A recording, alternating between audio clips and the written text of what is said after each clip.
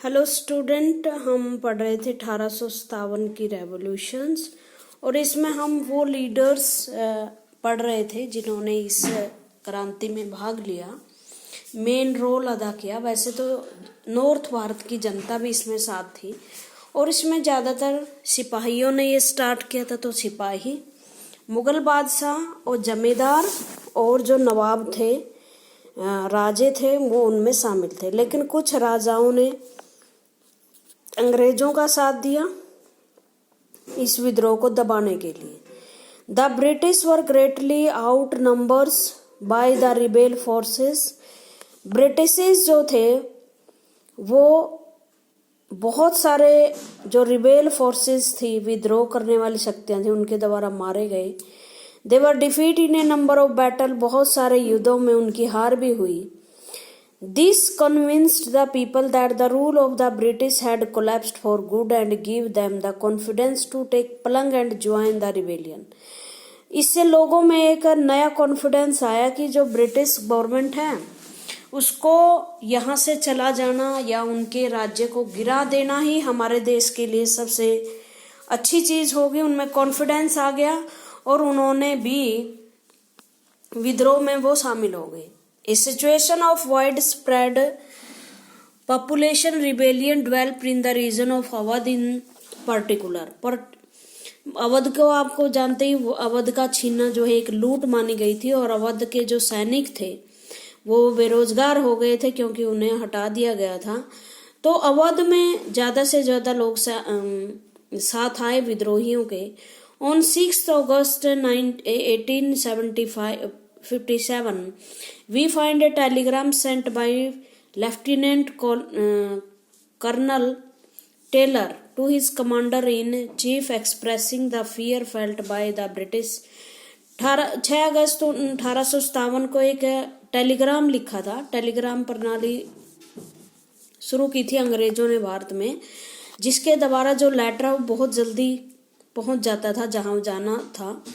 और उसमें एक भय दिखाया गया है ब्रिटिश कमांडर टेलर के द्वारा। उसने कहा, our men are cowed by the number oppose to them and the endless fighting.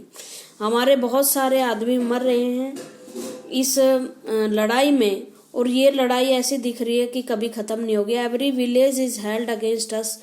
हर गांव हमारे खिलाफ हो गया। The zamindar had reason to oppose us. और जो जमींदार हैं वो भी हमारे खिलाफ खड़े हो गए हैं। मैनी न्यू लीडर कम्स में अप। बहुत सारे लीडर सामने आए। फॉर एग्जाम्पल अहमदुल्ला शाह ए मौलवी फ्रॉम फैजाबाद। फैजाबाद, आज का अयोध्या को फैजाबाद बोलते थे। अहमदुल्ला शाह उन्होंने 1857 की क्रांति में फैजाबाद के लोगों का लीडरशिप की। Professed that the rules of the British would come to an end soon. और उन्होंने कहा कि जल्दी अंग्रेजों का रूल खत्म हो जाएगा। He caught the imagination of the people and raised a huge force of the Sportster. उन्होंने लोगों की जो आशाएं हैं उनको इमेजिनेशन इस तरह से इमेजिन करवाया कि एक दिन आएगा और ब्रिटिश ही यहाँ से चले जाएंगे। तो लोग बहुत बड़ी मात्रा में उनके साथ हो गए। He come to Lucknow to fight the British के खिलाफ लड़ने के लिए वह लखनऊ आया। In Delhi a large number of ghazis and religious warrior come together to wipe out the white people. और दिल्ली में बहुत बड़ी मात्रा में गाजी मैंने वो लोग जो धार्मिक योद्धा अपने आप को मानते थे, वो दिल्ली आए और उन्होंने कहा कि हम अब तो जो सफेद लोग हैं, व्हाइट पीपल हैं, उनको निकाल ही देंगे। बखत का ए सोल्जर फ्रॉम बरेली का एक सोल्जर था बखत का। देखो ये सारी चीजें आपने याद कर लेनी कि अहमदुल्ला कहाँ के थे, फैजाबाद के थे। ओके, गाजीज वॉरियर दिल्ली में लड़े। बखत का बरेली उत्तर प्रदेश में है। Took charge of a large force of fighter who come to Delhi. He become a key military leader of the rebellion. वह लीडर बन गया। इन बिहार एन ओल्ड जमींदार। बिहार में एक लीडर थे कुंवर सिंह। वैसे तो ये 80-84 साल के हो चुके थे। बट जैसे उन्हें लगा कि 1857 की क्रांति से वो भी अपनी जिम्मेदारी वापस ले सकता है, तो वो भी क्रांतिकारियों के साथ शामिल होगा। Join the rebel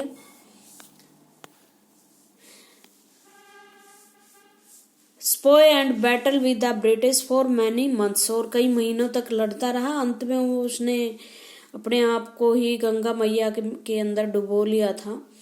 leaders and fighter from across the land join the fight, और बहुत सारे नेता और लड़ाके जो योद्धा थे वो इस रिबेलियन में शामिल हो गए। कुंवर सिंह का फोटो देख लो आप, ये एज्ड थे काफी। उसके बाद कंपनी फाइट बैक, अब जो है कंपनी लड़ रही थी। कंपनी मतलब ब्रिटिश लोग, क्योंकि उस टाइम तक तो कंपनी का ही शासन था। ये कौन सी तस्वीर दिख रही है आपको इसमें, पिक्चर में कौन सी तस्वीर दिख रही है? लाल किला है दिल्ली का। उस समय जो मुगल परिवार था वो लाल किले में ही रह रहा था।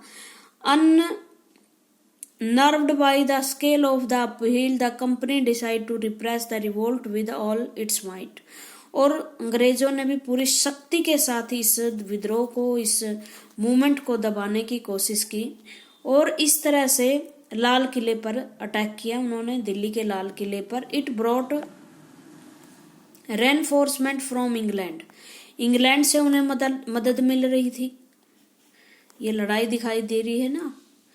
Past new laws so that the rebels could be convicted with each, और साथ साथ में ब्रिटिश गवर्नमेंट उनकी इस तरह से मदद कर रही थी कि वह ऐसे कानून पास कर रही थी कि विद्रोहियों को दबाया जा सके और कंपनी की मदद की जा सके। And then moved into the storm centre to the revolt, और इस तरह से ब्रिटिश जो सेनाएं हैं वो वहां पर एक तूफान की तरह टूट पड़ी जहां पर विद्रोह चल रहा था। Delhi was recapture from the rebel from September 1857।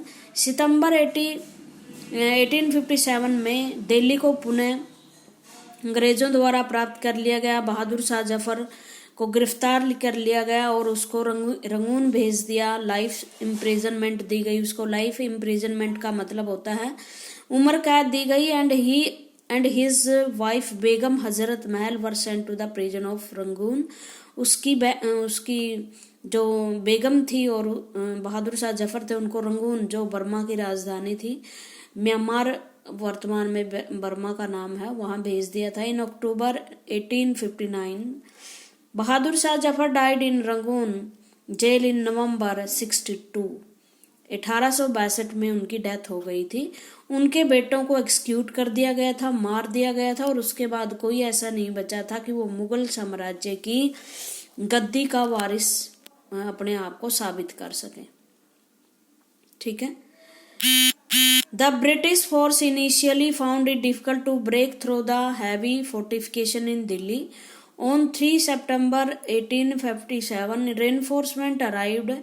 A 7 miles long siege train comprising cartloads of cannons and ammunition pulled by the elephant.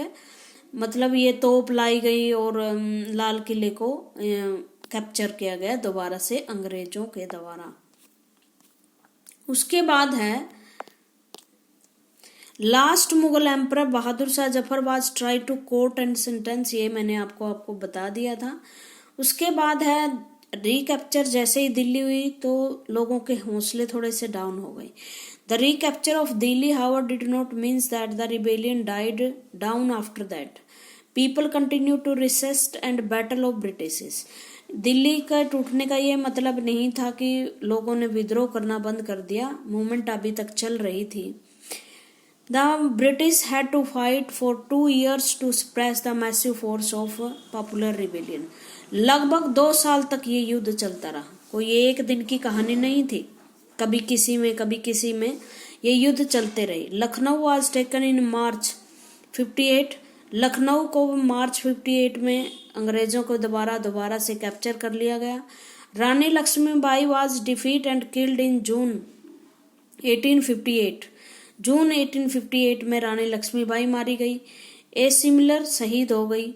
A similar late awaited Rani Avanti Bai who after initiate victory in Kheri choose to embrace death when surrounded by the British on all side. एक रानी जिसका नाम बड़ा मुश्किल से इतिहास जानता है, रानी अवंतीबाई, उन्होंने अपने आप को मौत के घाट उतार लिया जब उनको लगा कि चारों तरफ से वो ब्रिटिश से घिर गई थी।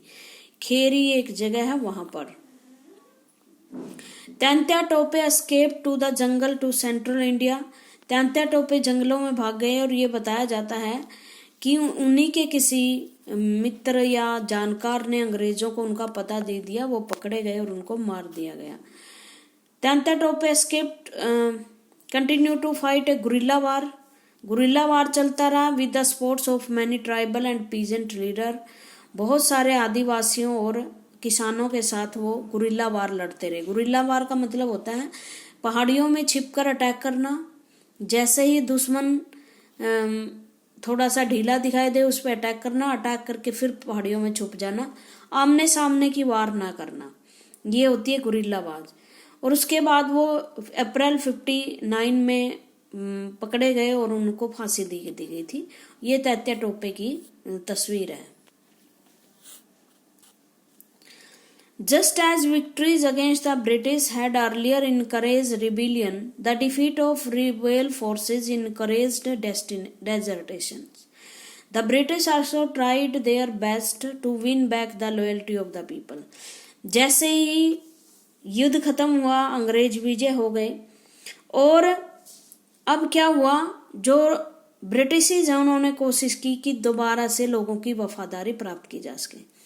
दूसरी बात, जो कंपनी का शासन था वो ब्रिटेन में भी बदनाम हो चुका था। ब्रिटिश जो ताज था अब उसको लगने लगा था कि कंपनी सही ढंग से शासन नहीं कर रही। उसकी शोषणकारी नीतियों के कारण ही भारतीय जनता ने उसके विरुद्ध आवाज उठाई है, तो उन्होंने कंपनी को शासन करने से बेदखल कर दिया और भारत का जो शासन है वो ब्रिटिश गवर्नमेंट के अंडर चला गया। रानी जो है भारत की अब नई शासिका बन गई थी। पहले कंपनी का शासन था, अब ब्रिटिश गवर्नमेंट का शासन होगा। ये एक बड़ा बदलाव था 1857 की क्रांति का, ये याद रखना कि क्या बदला था। सबसे बड़ी बात बदलाव यही था कि 1857 से पहले कंपनी का शासन था और अब किसका शासन हो गया, अब रानी का शासन हो गया, मतलब ब्रिटिश गवर्नमेंट का शासन हो गया। British also tried to best to win back the loyalty of the people. They announced reward for loyal landholder would be allowed to the continue to join traditional rights over their land. अब दूसरा जो बदलाव था वो ये हुआ कि जितने राज्य उन्होंने छीन लिए थे राजाओं से, वो तो ब्रिटिश सरकार के पास रह गए, बट जिनको वो जीत नहीं पाई, आगे उन्होंने बिल्कुल तौबा कर ली कि हम किसी राजा का राज्य नहीं छीनेंगे। जिसके पास जमींदारी है वो जमींदार बना रहे, जो नवाब है वो नवाब बना रहे, जो किंग है वो किंग बना रहे। ठीक है। अब उन्होंने जो ट्रेडिशनल राइट्स थे जमीन पर या राज्य पर, वो अब ब्रिटिश गवर्नमेंट ने उसमें हस्तक्षेप नहीं किया। Continue to enjoy traditional right over their land. Those who had rebelled were told that if they submitted to British and if they had not killed any white people, जो जिन्होंने अंग्रेजों का साथ दिया उनको तो ये सारे ट्रेडिशनल राइट्स दे दिए गए, और जो उनसे रिबेल में शामिल हुए उनको कहा कि भाई अगर आप ब्रिटिश गवर्नमेंट के को समर्पित कर दोगे अपने आप को, वाइट पीपल को आप नहीं मारोगे, तो आपको भी हम वो राइट देंगे, आपके राइट और क्लेम जो है सेफ रहेंगे, जो आपकी लैंड है वो आपसे छीनी नहीं जाएंगे। ठीक है। Nevertheless 100 of sepoy rebels nawabs and rajas were tried and hangs. लेकिन इसके बावजूद, इस वादे के बावजूद भी बहुत सारे जो सिपाही या विद्रोही नवाब राजाज उनको इस बात की सजा दी गई और उनको फांसी पर लटकाया गया। ये दिल्ली का कश्मीरी गेट है भाई, यहाँ ब्रिटिश का की चढ़ाई हो रही है ये। अब ये कह रहे हैं आफ्टर मैथ। आफ्टर मैथ का मतलब होता है उसके बाद ब्रिटिश कंपनी ने क्या किया, मतलब इसके परिणाम क्या निकले। मैंने बताया ना, परिणाम निकले कि अंग्रेज कंपनी से छीनकर राज किसे दे दिया गया, राज दे दिया गया ब्रिटिश सरकार को। जितने भी राजाओं की भूमि थी उसको यूं का यूं रहने दिया, बाद में उनके मामलों में हस्तक्षेप नहीं किया गया। The British had remained control over the country by the end of 59। British 59 तक भारत में यूं का यूं कंट्रोल कर रहे थे, but they could not carry on ruling the land with the same policies and more. But अब वो सेम पॉलिसीज जो 1857 से पहले उनके माध्यम से शासन नहीं कर रहे थे, वो सारी बदल दी उन्होंने। Given below are the important change. क्या क्या चेंज हुए, ये एक बहुत अच्छा क्वेश्चन बनेगा आपका। सबसे पहले तो British parliament passed a new act, एक नया कानून पास हुआ ब्रिटिश संसद में 58 में, ठीक है। और इसमें क्या कहा गया इस एक्ट में, एक्ट एक कानून होता है, ऐसे एक किताब पे कानून लिख दिया जाता है कि पहले ये भारत का शासन कैसा था, अब कैसा होगा। इन्होंने लिखा उस एक्ट में, and transferred the power of East India Company to the British crown in order to ensure a more responsible management of the Indian affairs. British government को पता था कि कंपनी वहां शोषण कर रही है, कंपनी वहां लोगों पर अत्याचार कर रही है, लेकिन इसके बावजूद भी ब्रिटिश सरकार कुछ कर नहीं रही थी, सुधार लागू कर रही थी, बहुत सारे कानून ऐसे बना रही थी, बस वो कानून ऐसे थे कि जो अंग्रेज सरकार या अंग्रेज कंपनी को ही फायदा पहुंचा रहे थे। लेकिन अब जो इतना बड़ा रिबेलियन हुआ तो अंग्रेज सरकार को भी लगा कि भारत आपके हाथों से जा सकता है, तो उन्होंने क्या करना शुरू कर दिया, उन्होंने कहा कि ईस्ट इंडिया कंपनी से हम शासन ले लेते हैं। अब कंपनी का कोई बोर्ड या कंपनी के जो मालिक हैं वो शासन नहीं करेंगे, अब भारत का शासन ब्रिटिश क्राउन या मतलब ब्रिटिश सरकार सीधे करेगी। अच्छी बात है, जब सरकार के अंडर में शासन आता है तो सरकार साझी होती है सबकी, बट कंपनी वगैरह तो लाभ के लिए होती है ना। इंश्योर टू मोर रिस्पॉन्सिबल, ताकि भारत में का जो शासन है वो बड़ी रिस्पॉन्सिबिलिटी से, उत्तरदायित्व से चलाया जाए, और इंडियन अफेयर जो भारत के मामले हैं वो अच्छी तरह से सेटल किए जाएं। A number of British cabinet was appoint secretary of state for India and made a responsible for all matter relate to the government of India. अब क्या किया, भारत जो ब्रिटिश कैबिनेट थी, कैबिनेट होता है एक मंत्रियों का समूह जिसमें 20-25 मेन मंत्री होते हैं देश के, उन्हीं में से एक सेक्रेटरी ऑफ स्टेट, एक बंदे को सेक्रेटरी ऑफ स्टेट बनाया गया, भारत का सचिव, ठीक है। बैठता था वो इंग्लैंड में था, भारत का सचिव बनाया गया, और उन्होंने कहा कि आप सारे मैटर जो गवर्नमेंट ऑफ इंडिया के हैं वो आप देखेंगे। इंग्लैंड में बैठा हुआ है सेक्रेटरी ऑफ स्टेट, जिसका नाम है 1858 के बाद वो बना, और जो सारे मामले भारत के हैंडल करता है। He was given a council to advise him, उसके साथ कोई मंत्री काउंसिल भी बिठा दी, एक सभा बिठा दी, कॉल्ड द इंडियन काउंसिल, और उसको इंडियन काउंसिल कहा जाता था। दादा भाई नौरोजी जो है इस इंडियन काउंसिल के पहले मेंबर बने थे। The governor general of India was given the title of viceroy. अब एक बंदा भारत का गवर्नर जनरल भी हुआ करता उस टाइम, जैसे बंगाल में पहले गवर्नर जनरल बना, उसके बाद सारे भारत का वो बन गया था गवर्नर जनरल। तो कुछ गवर्नर जनरल के नाम भी तो पता है आपको, वेल्जली है, लॉर्ड डलहौजी है, ठीक है। तो गवर्नर जनरल का नाम बदल दिया गया, उसका नाम रख दिया गया वायसराय, और 1947 तक इसका नाम वायसराय ही रहा। That is a personal representative of the crown. Sorry, ये भारत जो रानी थी, क्राउन था, ताज था। देखो ब्रिटेन में क्राउन जो है वो शासन का प्रतीक है, सरकार का प्रतीक है, वो रिप्रेजेंटेटिव होता था और भारत में बैठता था। दो these measures the British government accepted direct responsible for the ruling India. अब भारत जो ब्रिटिश की सरकार है वो भारत में शासन करने लगी इन चीजों के माध्यम से, ठीक है। उसके बाद फिर क्या किया उन्होंने, दूसरा जो बदलाव था वो ये था, all ruling chiefs of the countries were are assured that their territory would never be annexed in the future। जितने भी लोग उस देश में मुखिया, नवाब, जमींदार के रूप में काम कर रहे थे, उनको श्योर किया गया भाई आपकी जमीन नहीं छीनेंगे। They were allowed to pass their kingdom to their heir including adoption। और उनको आज्ञा दे दी कि भाई अपने जो साम्राज्य है, तेरा राज्य है, उसका उत्तराधिकारी आप कोई भी बना सको, आपका जो उत्तराधिकारी का अडोप्टेड सन होगा ना, मतलब आपके खुद का पुत्र नहीं होगा, दत्तक पुत्र आप ले सकते हो, जैसे लॉर्ड डलहौजी ने लैप्स की नीति अपनाई, उसको तोड़ दिया गया। इन्होंने कहा अपना उत्तराधिकारी आप खुद चुनिए, दत्तक पुत्र को दें या अपना खुद का पुत्र को दें, हमें कोई मतलब नहीं। How they were made to acknowledge the British queen as their sovereign paramounts, लेकिन उन्होंने कहा कि भाई आप राजा हो अपने राज्य के, बट आपके ऊपर एक राजा और है, और वो राजा है क्वीन, मतलब आप भी ब्रिटिश के अधीन ही हो। आपके जो आंतरिक मामले उनमें आप फ्री हो, काम करें, बट जो बाहरी मामले हैं अगर इस राज्य से बाहर के मामले, तो उसका फैसला क्वीन या ब्रिटिश गवर्नमेंट लेगी। This the Indian ruler were to hold their kingdom and subordinate of the British crown. तीसरा डिसीजन क्या था? It was decide that the proportion of Indian soldier in army would be reduce and number of European soldier would be increase. आपको पता है जो विद्रोह है वो सिपाहियों ने शुरू किया था, सिपाही इनमें शामिल थे।